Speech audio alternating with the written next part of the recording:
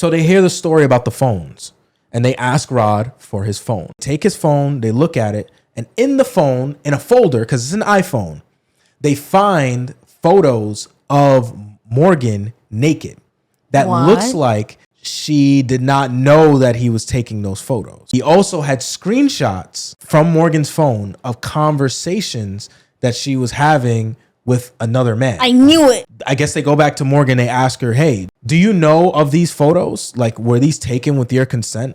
She goes, no, I had no idea that he even took these. And I have no idea that he even took that screenshot that was on my phone. And they go back out to Rod and they go, hey, we are going to arrest you because that's considered stalking.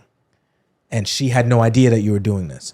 They also wanted to kind of arrest him because they wanted to have him as like a suspect because the main suspect. Things look a little fishy with his story and they need more reason and probable cause to maybe search his house, search his cars, things like that. Yeah. So police are not buying his story. No one is. They just felt that something was wrong. And Morgan herself had started to put pieces of the puzzle together, like the Batman voice and things like that. So the first thing is the zip ties that was on Morgan's wrist. One of the zip ties had a double clip on it, and one of the other zip ties looked like it was cut. What? So when they go to Rod's apartment, they actually find a bag of zip ties. And they actually find what looks like a piece of a cut zip tie. That's number one. Number two, one of the detectives then says, okay, well, let's see. He scans the barcode. He has the Lowe's app. Okay. And that, because that's where they figure he got the zip ties from. One of the detectives takes out his phone and goes, okay, well, the barcode's still on the back of the bag of the zip ties. So I'm going to scan it and see if he got it at the Lowe's. He scanned it, and sure enough, it showed up at the Lowe's. Now, they live in a small town, so there's only 2 Lowe's.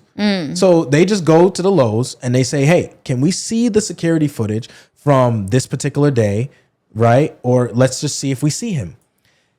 It's the middle of the pandemic. Everyone's wearing masks. Right. Except Rod.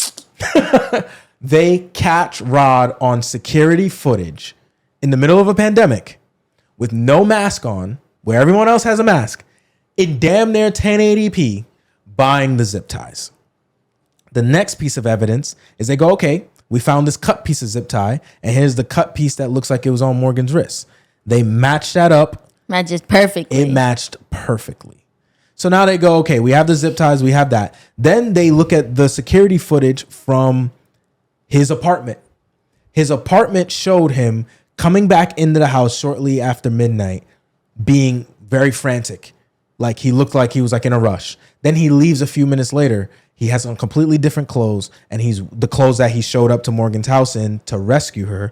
And he has a duffel bag or a bag that looked like it's filled with items that the police were never able to recover. But they have enough evidence from the zip ties and everything else. The last bit of evidence is that they went through his computer and his browser history. Some of his searches were as such: how to change the sound of your voice, how to choke someone unconscious, how to crack an iPhone password, how to get sympathy from your ex. He had Googled fake pancreatic cancer diagnosis letters and even created a fake medical bill. When investigators are now interviewing him just 2 days after this assault, January 3rd, I believe, or January 2nd, they're interviewing him. And on the security footage, the first question they ask him is, do you have any illnesses? He then says, I have diabetes. And they said, is that it? He goes, that's all that I'm aware of. They then say, so why did you tell your ex-wife that you had pancreatic cancer? He then proceeds to try to gaslight them the same way that he used to gaslight Morgan and say, this is starting to feel weird. I don't know why you're asking me this.